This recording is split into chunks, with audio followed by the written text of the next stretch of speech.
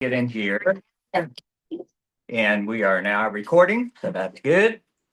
Each week, the sign comes up that I can say, okay. I can also check a box that says, don't tell me this again. And each week, And it does. it tells me again. It is determined to be helpful.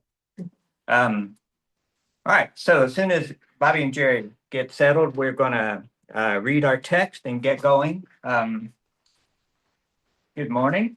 Good morning. That's what counts. Three chimeras. All right.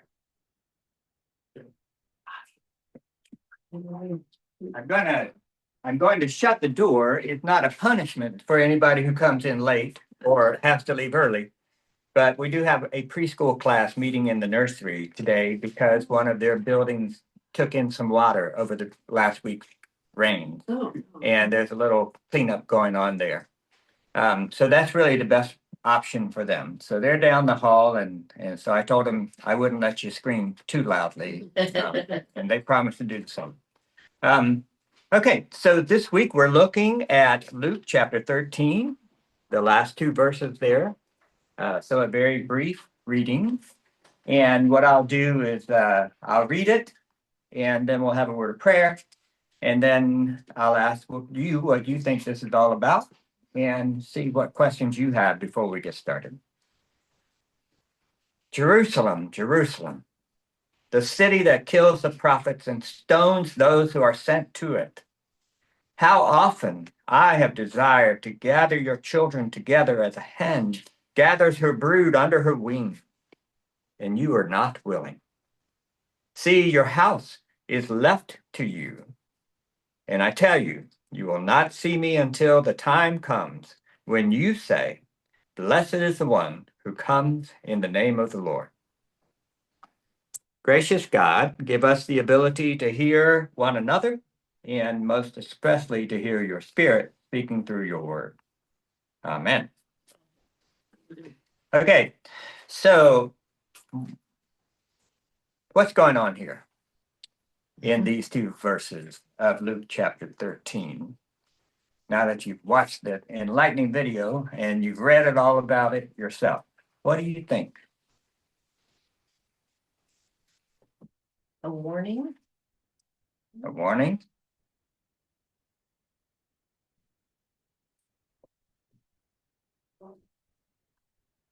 Any other possibility?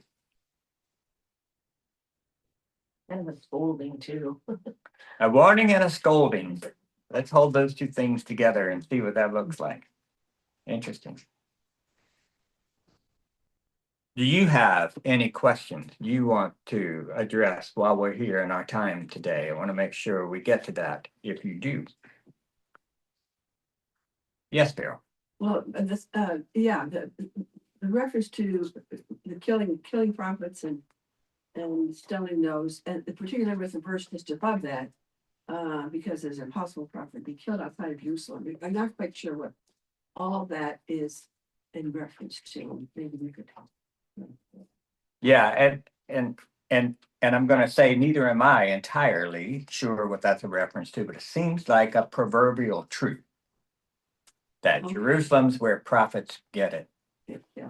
Yeah. I mean, you could go to the Old Testament and find a prophet that was killed somewhere else, right? Yeah. So don't think of it as a historical truth as much as maybe a proverbial one that this is what Jerusalem is about. We know that there are things like that. For example, in John's gospel, when Jesus is introduced to Philip as Jesus of Nazareth, his question is, can anything good come out of Nazareth? So you have these kind of proverbial senses of, oh, this area is this way, this area is that way. So just think about what you think when you hear someone grew up in New York City. You think they're going to demand more ice in their drink and, things like that, right? And if they hear that you're from California, they think you smoke pot and take LSD and don't have any morals.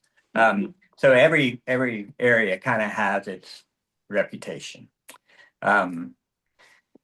this is significant because Jerusalem obviously is the holy city, as it were, the capital city, the city where the temple is, the city where good Jews, whether they were Judean or Galilean, would go for the high holy days of Passover. So it's a significant city.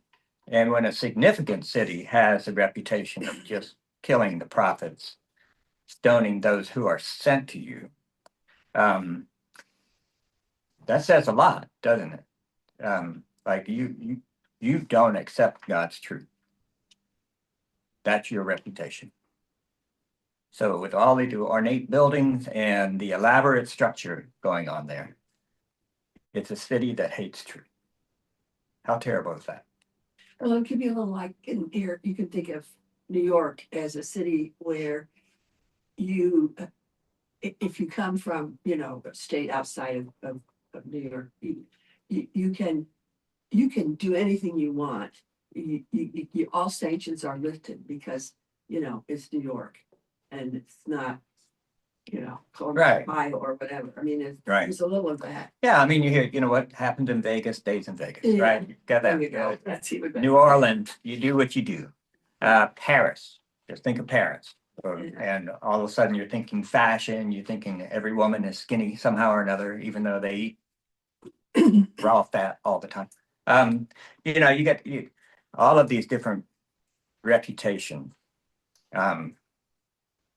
So Jerusalem's really a tortured one in some ways for a lot of faithful Jews because it is supposed to be the holy city. And it is called on occasion in the scriptures, the holy city. So imagine now what it says, that your reputation is you hate the truth.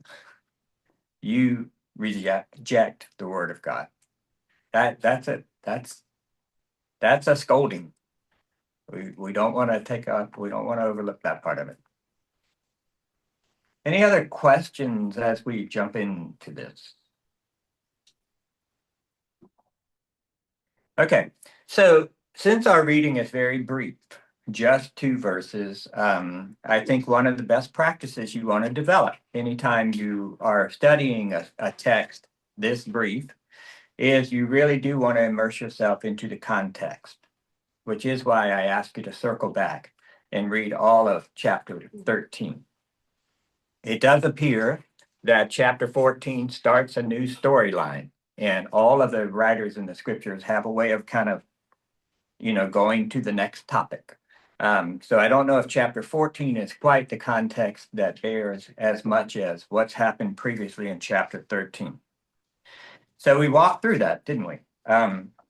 This chapter begins with a very odd conversation where apparently Pilate has committed some kind of atrocious persecution and mixed the blood of people with sacrifices. So it seems like a persecution that in some ways was also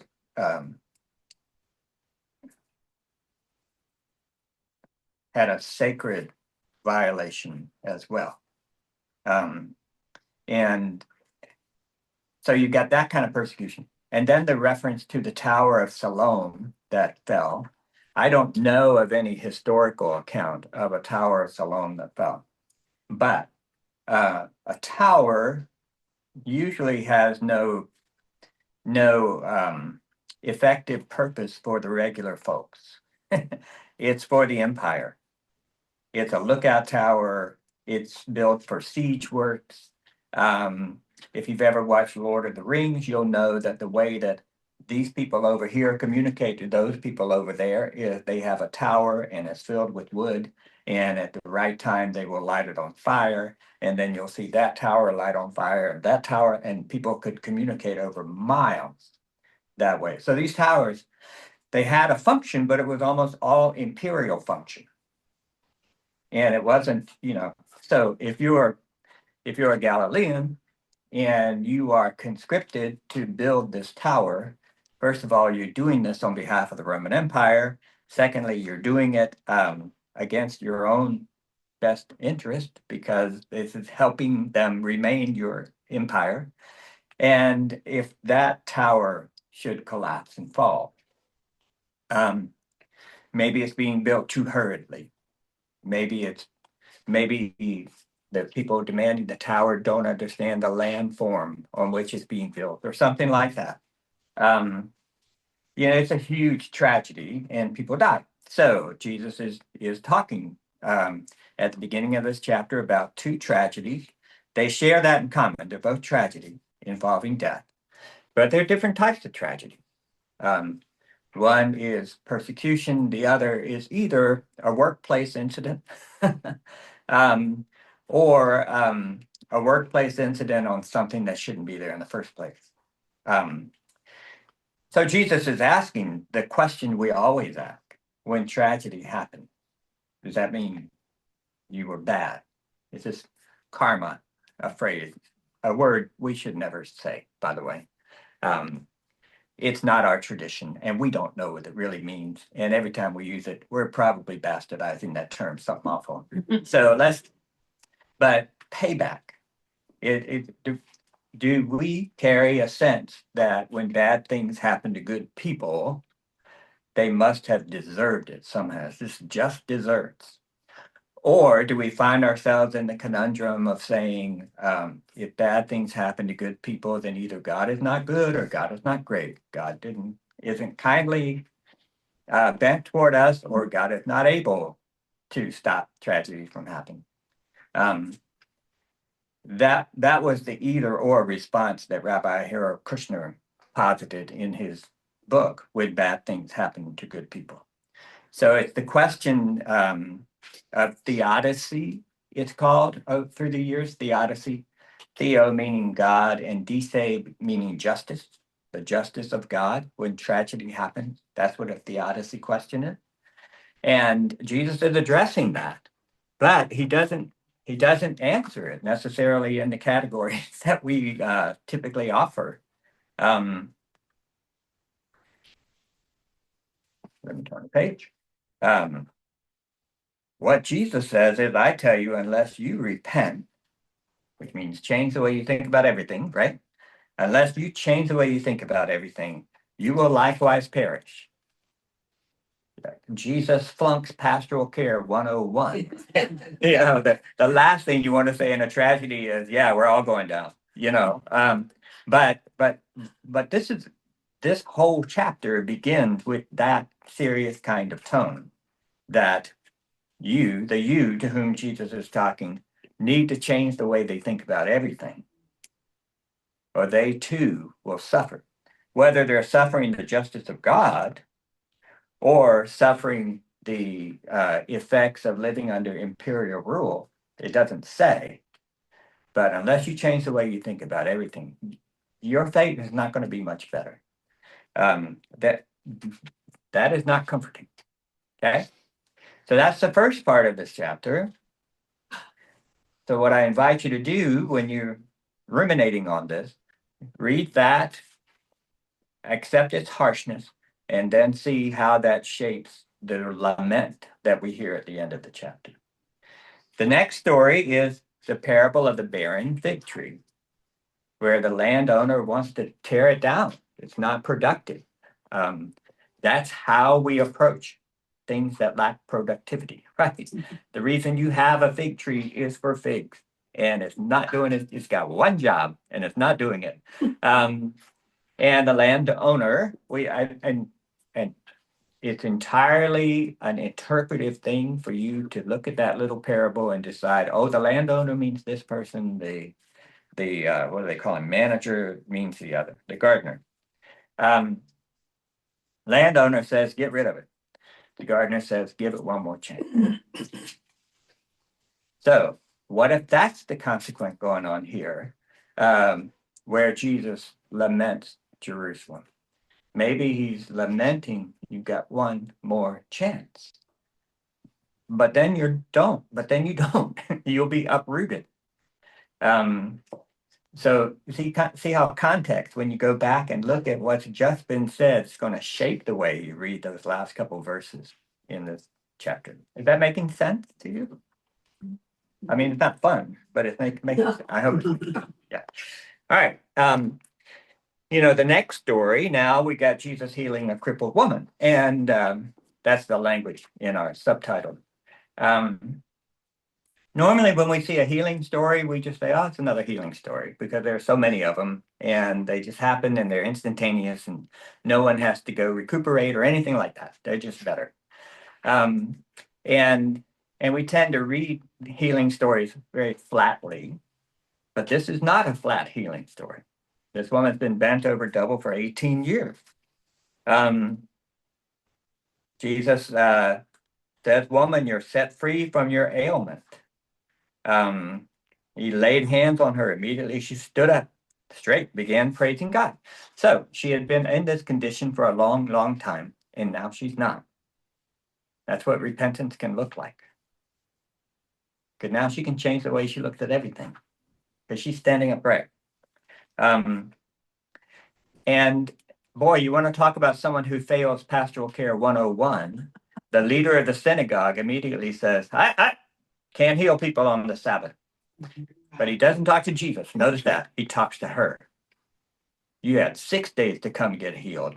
You can't come on the Sabbath and get healed. I mean, what a cad. He's one of my least favorite people in the New Testament.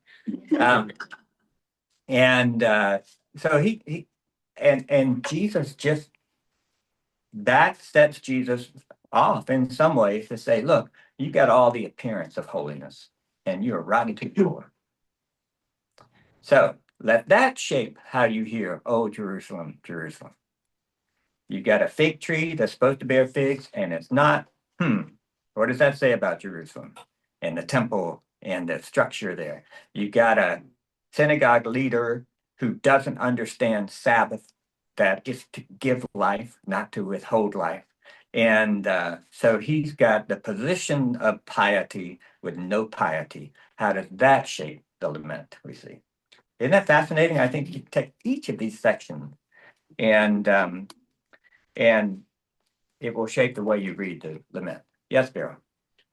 The other thing that's kind of neat here is, unlike the story that we read last week, where the woman went to Jesus. Jesus actually calls this woman, which is he notices. Yeah. They didn't have to get his attention. That was. Yeah. That happens periodically in Luke's gospel, maybe a little more than some of the other gospels. Yeah. The story of the widow of Nain, who is part of this funeral procession leaving the town of Nain with the casket of her son, and Jesus and his entourage coming the other direction. And I always imagine that story as happening at the narrow entrance to the city. So it's really chaotic. One crowd going this way, one crowd going that way, everybody trying to negotiate around each other. And in the middle of all that chaos, it says, Jesus beheld her. And then, so I think Luke has a particular eye for how Jesus sees people.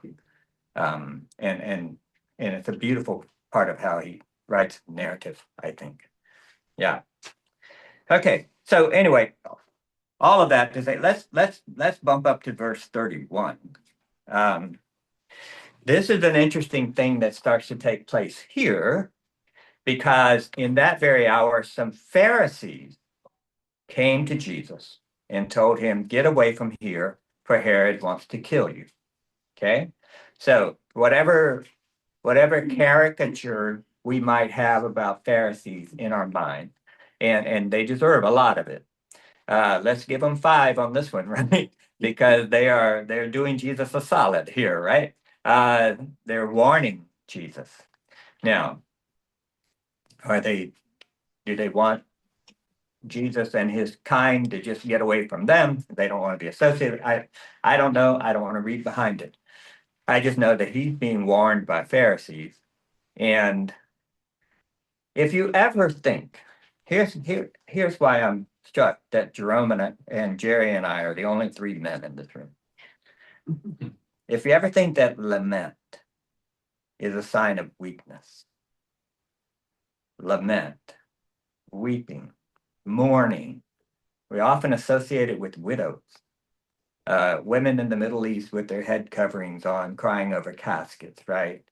If you ever think of lament as a sign of weakness, look what happens just before that.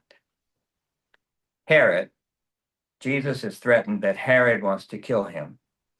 That is that's a real threat. Herod has the power to do that. He already killed John the Baptizer for preaching the same thing Jesus is preaching, right? So this is no idle threat. And Jesus does not run away. Jesus responds, go and tell that fox, for me, listen, I am casting out demons, performing cures today and tomorrow, and on the third day I finish my work. That's kind of cryptic, but it's not backing down, and it's not running away. It is defying Herod because Jesus has a better calling than to run away from a murderous king. Yet today, tomorrow, and the next day, this kind of 3-day thing. Maybe it's foreshadowing the death, the Saturday, the rising on Sunday of Jesus. I certainly think that's got to be the case. Yet today, tomorrow, and the next day, I must be on my way because it is impossible for a prophet to be killed outside of Jerusalem. So, what is Jesus doing? Plunging right into it. You threaten my life, I'm coming to you.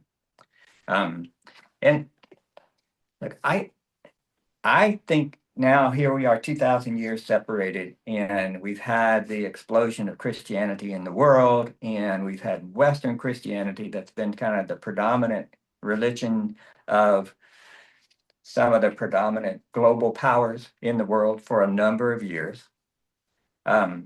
I think one thing we forget is that the primary tool that the Roman Empire had, whether it's Caesar in Rome or their puppets and lackeys like Herod or Pilate, the primary tool they have is the power of the sword. They can kill you. They can kill you and your family. They can kill you and everybody you love. There was one occasion where some Jewish zealots, they're called, climbed up onto the gate leading to the temple. So you've got this temple in Jerusalem that ostensibly is to worship the living God, right? It was built by Herod the Great. It was a magnificent building, and it had a gate and an archway over the gate leading to it. And on top of that archway was what? Eagle or a golden eagle. The same thing that sits on top of flagpoles in the US. And it's a symbol of the god Jupiter. The god who? Jupiter. Jupiter. The Latin chief god. On the temple archway, a graven image to a pagan god on the archway to the temple. So these Jews, they're called zealots, but I think they were just people with conscience. They climbed up there and cut it down. And Herod crucified 1,000 people in response, lining the streets of Jerusalem with crucifixion and left them there to rot. That's the power that Rome had. Rome could kill you, and Rome could do it with hubris. And most people either died or respected that. I mean, if you're going to keep living, you're going to have to deal with that somehow. This is the bargain every single living person in this time has to deal with, is how do you survive in the Roman Empire? I mean, when Paul wrote to the Romans and said, listen, obey the authorities, he was asking them not to die because they were living right there in the heart of the place.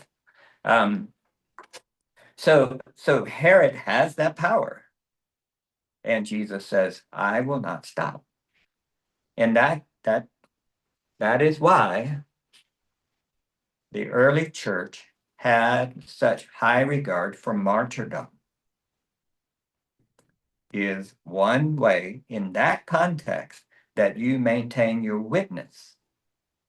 The word witness in Greek is martyr. One way you retain your witness in the face of the one who has the power of the sword is that you forfeit your life. If anyone would be my disciple, let them take up their cross and follow me. That's an inspirational thing for us, and we think of it metaphorically, but first century Christians, second century Christians, this was not metaphor. This was a real possibility. So Jesus is told Herod's out to get you, and he said, bring him on. And he's going into Jerusalem because that's where prophets properly die. Yes, ma'am. Yeah, but the verse, but it is impossible for a prophet to be killed outside of Jerusalem. Is that a reference to the fact that Herod's power to kill is only in Jerusalem? That's a real good question. Maybe. Yeah, I don't know. I don't know. I don't know. It might have more to do with Jerusalem's reputation, because that's the heart of the beast in some respects. Because for Jesus, and look, I don't want to be either 21st century anti-Semitic or first century anti-Semitic. But in the view of the gospel writers, the temple was corrupt and corrupted by the power of Rome, subservient to Rome. That's why the chief priests and the Pharisees and the scribes are the ones calling for Jesus' death. They make that awful claim. We have no king but Caesar. That's blasphemy right there. So the gospel writers are unsparing in their criticism of the whole temple structure. Now, whether that's fair to the normal priest in the temple or not, I don't know. Zechariah, John the Baptist's father, was a priest who served in the temple several decades before. But at least in this moment, it seems like the temple structure, let's call it that, because we don't know the individual, are siding with the empire of Rome over the empire of God. And it's an existential choice, and they're making it. So how does Jesus respond? Well, how would you respond if you had a ton of people following behind you, willing, many of them, willing to take up arms? If it were Passover and Jerusalem full of Jews hearing the story about how God enabled them to overthrow their imperial power of Egypt and to be free, how would you respond? Would you say, let's strike while the iron is hot and let's overthrow these guys now? Just get it done. We can be independent. Judas Maccabeus did that with the Greek Empire. Why can't we do it? If God is on our side, who's going to stop us? There was an active revolution going on at this time between the year 60, well, not at this time, going on when these Gospels were being written, between the year 66 and 70, an active revolution of people taking up arms and ready to try to overthrow Rome's control over Jerusalem. They were soundly defeated when the temple was destroyed, soundly defeated in 70 of the Common Era, which is when we think the first gospel around that time was written, the Gospel of Mark. So the whole sense of revolutionary fervor as one response to imperial power was real. It's a real possibility. And so when you look at the triumphal entry, when Jesus comes in, blessed is the one who comes in the name of the Lord, the descendant of our father David, the kingdom of David. These are fighting words to Romans. And no wonder that the temple leaders said, tell your people to be quiet. Stop yelling such things. So all of that's the context here. One of the options Jesus has is let's do it. Let's take up arms. Let's just be done with this in the name of God, in the name of justice, in the name of all that is good and beautiful.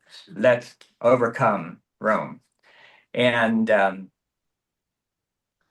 instead, Jesus laments.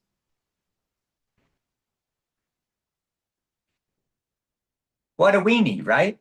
I mean, he could have fought, but he laments. Ah, what good is that going to do? But that's what Jesus does. And I think when you have a manly bro culture like Rome did, that is seen as just weakness, ineffectual, and it won't change a thing. But that's what Jesus does. That's why we're looking at verses 34 and 35. That makes sense? Again, not fun, right? All right. Yes. How do we justify raising up arms against the ruling class? Doesn't that make us exactly the same as the ruling class? I think that's the sense of the Sermon on the Mount. Is you have to love your enemies, not hate them, because if you hate them, you're no different from them. If you just love those who love you, what good is that? Any old sinner can do that. If you just do good to those who do good to you, any old sinner can do that. So to follow Christ is to find a new form of power, which is the power of love. And yeah, I think that's the hard part of the gospel call, I think. And look what it's going to cost. I mean, Jesus died. Let's be very clear about that. He didn't say all those things and everybody say, you know what? You're right. Let's change the system, right? Systems don't have those kind of breakthroughs very often. But people might, and disciples can. So yeah. Okay, so let's look at verses 40, 34 and 35. As a lament, I want to share something with you that you've all read it because it's in my book, Left Behind 11. I know you've read it. But I want to read for you 3 different accounts of the same thing. Okay? Just as a little comparison. The first, and this is not going to be fun. Okay. The first says the eyelids and surrounding part of the face were greatly ecchymosed, and the eyes somewhat protuberant from the effusion of blood into the orbits. The ball entered through the occipital bone about 1 inch to the left of the median line and just above the left lateral sinus, which it opened. It then penetrated the dura mater, passed through the left posterior lobe of the cerebrum, entered into the left lateral ventricle, and lodged in the white matter of the cerebrum just above the anterior portion of the left corpus striatum, where it was found. Okay. Isn't that lovely?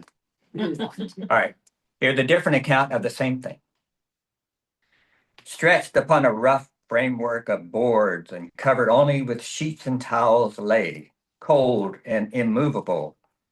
What but a few hours before was the soul of a great nation. There the ball lay upon the white china, a little black mass no bigger than the end of my finger, dull, motionless, and harmless, yet the cause of such mighty changes in the world's history as we may perhaps never realize. Regarding the brain, as I looked at the mass of soft gray and white substance that I was carefully washing, it was impossible to realize that it was the mere clay upon whose workings the day before rested the hope of the nation. That's the account number 2. Here's number 3. Oh, powerful western fallen star! Oh, shades of night! Oh, moody, tearful night! Oh, great star disappeared! Oh, the black murk that hides the star. Oh, cruel hands that hold me powerless. Oh, helpless soul of me. Oh, harsh surrounding cloud that will not free my soul. Same thing being described there. Okay, so the first description was the doctor who performed the autopsy on Abraham Lincoln after he was killed, Dr. J.J. Woodward. And the second was another physician who helped there, but it wasn't from his formal report, it was from his letter to his wife. So he's the one that talked about stressed out was the soul of the nation, right? And the third was Walt Whitman from his poem, When Lilacs Last in the Dooryard Blooms, which I printed it out. It is 11 pages long. And it keeps going and keeps going and keeps going. But notice the rhythm of Whitman's words. Oh, powerful Western fallen star. Oh, shades of night. Oh, moody, tearful night, right? This is the language of lament. It uses repetition. So as a literary genre, okay, as a literary genre, lament has a certain kind of power that other things don't. The very clinical description of the autopsy doctor for the formal report, it was informative and maybe a little too much so, and it was true. And the second description of the doctor writing to his spouse about his feelings about what happened, also true, also somewhat informative, but also a little more poetic, right? Seeing Abraham Lincoln not merely as a cadaver, but as the great soul of the nation that is no more, you know. But man, Whitman's words, I mean, you wouldn't know he's talking about Lincoln from that little section. And you may not even know it from reading the entire poem. But it's a literary genre that expresses the depth of brokenness like nothing else. Lament. It's not just crying, it's certainly not whining, right? We don't want to equate it with those things. But it is naming the brokenness of something, the value of which is beyond compare. How else do you do it? Yeah. It's as close as words can come to naming the unnameable, I think. Music might be a little closer. Art might be a little closer. Touch might be a little closer. But insofar as words are concerned, I think lament probably digs as deeply as anything can possibly dig into human pain. Okay? So during the video, I wanted to point you to a couple of other occasions in the scriptures where lament happens. I don't know if you found that interesting. I was fascinated by it. And when I'm fascinated, I think everybody else is too. So we have that moment when Absalom is killed, David's son. And David's generals were expressly told not to harm him, to capture him, bring him in. I mean, he's guilty of sedition for sure, but to capture him. And the generals have a different perspective. He's not their son, and he's the reason why they've been fighting in this battle, and they've lost friends in this battle. They have good reason to hate Absalom and everything he represents. And so Absalom has a big fro, I guess, and he's riding under a tree and gets caught in the thicket. This is a little stretches the imagination a little bit, but he's hanging from the tree, so he's helpless. And two of David's generals kind of argue over whether they should kill him or not. And one of them said, well, watch this. And he kills him. All right. So now this is all taking place on the battlefield. David's back in the palace. And you send runners with news. You know, what news is the runners come. And usually they want to share the evangel, the good news. you've won. So the first one comes back, and he doesn't really tell David that Absalom is dead. I don't know if he doesn't know or if he's just scared to tell the truth. The second one comes and says, oh, that all of your enemies would suffer what Absalom suffered, which means he's dead. And that's when David breaks out into these words that are just so, I think, heartbreaking. I can turn one page and not two. Oh, my son Absalom, my son Absalom, would I have died instead of you? That's interesting, isn't it? Many parents know that feeling exactly when you have a child who's suffering and you're like, oh, I wish it were me. I'd switch places with them in a minute. Would that I had died instead of you. This is the king of Israel talking to someone who wanted him to die so he could take his place. So this is a real father's broken heart. How else to express that than to lament? And look at the repetition. Oh, Absalom, my son, my son. Oh, Absalom, my son, my son. Whenever I read Jerusalem, Jerusalem, which kills the prophet, I see Jesus as heartbroken as David. Would that I would die instead of you. Isn't that powerful? Yeah, it's incredible. And then the other reference I gave you was from Revelation chapter 18. I'm not a big fan of the book of Revelation. I'm just going to put that out there. I think there are ways to read it that are very powerful and meaningful, and I think there are ways to read it that are just way off the tracks of anything else that the scriptures have to say. So I don't turn to it very often, but boy, in chapter 18, there's an extended lament over Babylon. Babylon. Now, when Revelation was written, probably during the regime of Caligula or one of the other Roman Caesars who were particularly notable for persecuting Christians. And it's attributed to John, who's in exile. So he's part of the persecution, being persecuted. But when this is written, Babylon is not a great city. It's from the past. So it's a symbol. It's a symbol.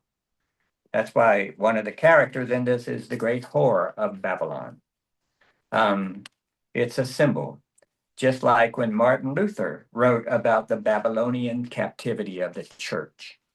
He was using Babylon as a symbol of being captivated. He was critiquing the Roman Catholic Church. So don't read this about the actual city of Babylon itself. Probably it could be a reference to Rome, could be a reference to Jerusalem. My sense is the reference to the great powers in the world and what happens when they fall. Okay?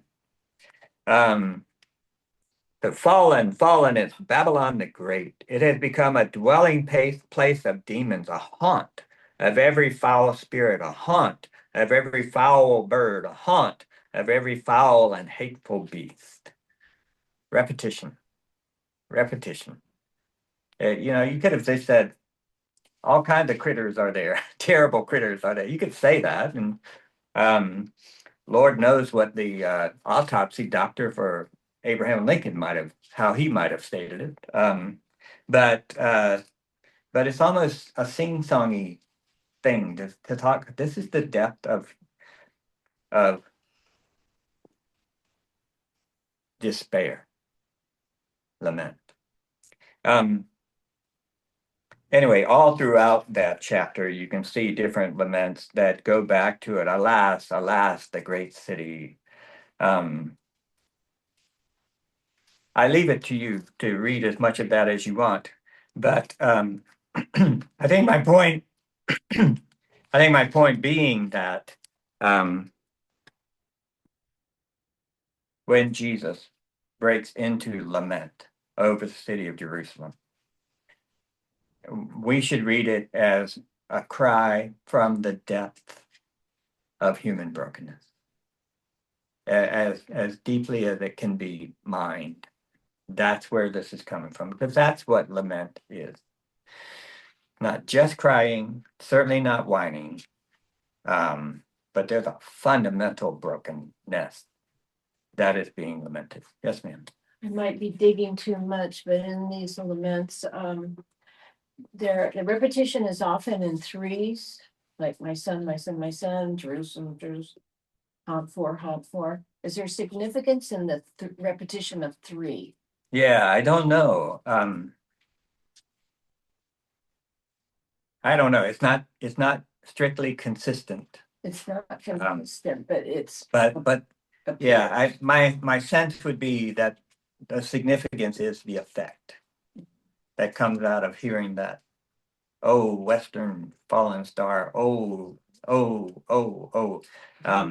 Whitman's picking up on that too. I think repetition, whether it's 2, 3, or multiple, like in Walt Whitman's poem, it just kind of deepens the feeling. But I don't know. I don't know if your husband would be a great person to ask about that. And if you want one of us to ask him instead of you. Maybe I'll research it and say, oh, I know something you don't know. About three. But here's the thing about lament that I am learning in our Lenten season here. I think this quote on the top of page 41 in our book, Turning Over Tables, says something so incredibly important. In lament, we should be a lamenting community. In lament, our task is never to convince someone of the brokenness of this world. It's to convince them of the world's worth in the first place. So the brokenness is usually pretty evident. I say usually because you have climate change deniers, right? Who will say, well, it's not evident, and we don't trust science.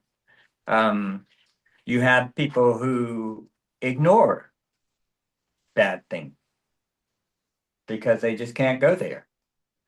You have people with vested interest who don't want to admit bad things, so they just call it something else, right? There are all manner of reasons why brokenness can be overlooked. But at some point, the gig is up, and things that are broken are simply broken. And sometimes things are broken, and you just move on and rebuild, and all of that. It's what we do. Creative destruction, part of the process. But when something lovely is broken, something beautiful is ruined. The ruin is sometimes self-evident. The beauty is not always. And what Cole Arthur Riley is saying is true lament is not born from the trite sentiment that the world is bad, but from a deep conviction that it's worthy of goodness. So climate change, you can look at it, for example, just with regard to whether or not we as a species will survive. And then you can approach it with that pragmatic thing and say, well, we'll just move to the moon, right? We'll just learn to populate Mars. We'll build spacecrafts and live in them. So you can figure out strategic ways for humanity to survive. It's probably going to start with poor countries dying before wealthy countries are affected. But a true lament over climate change has to remind us of the beauty and the goodness of the world. It's That's why the word creation is so powerful. I mean, it's off-putting, I suppose, to people who don't believe in God and, think they're too scientific for that term. I think you can be both scientific and use that term beautifully. But the inherent worth and value of creation is why climate change is lament worthy. And I'm going to say this, the inherent worth and value of life is why we can't be flippant about abortion. That's true for anybody who's either pro-choice or pro-life. We're only being honest about that conversation if we bear in mind the inherent worth and value of life. When the Presbyterian Church USA, years ago, in the 80s, came out with a statement that essentially would rather give women choices over their bodies than states or courts. It's the paper was called The Nature and Value of Human Life. So you can't just lament something without first honoring the value of what's being broken. Just going on and on about how broken things are, anybody can do that. There's a dude that's always at a barbershop in Waukee, Iowa, who will tell you every single day what's going wrong with the world. That's his thing. And he knows how to fix it. I've never heard him in all of my haircuts ever say what's beautiful about the world and why that makes it such a crying shame. That, so starvation, food insecurity. We can bemoan that, but if we're going to lament that, we have to start with a sense of abundance. And what a beautiful gift abundance is. So in my mind, that this quote really kind of put into words something that been aching inside of me for a long time is what's the difference between a person of faith who's lamenting brokenness and somebody who's just mad about it.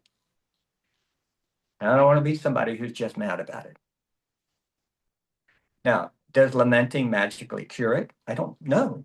I don't know if a lament is effective or not. I don't know. I don't think it matters because it's genuine, it's authentic, and it's a way of speaking truth.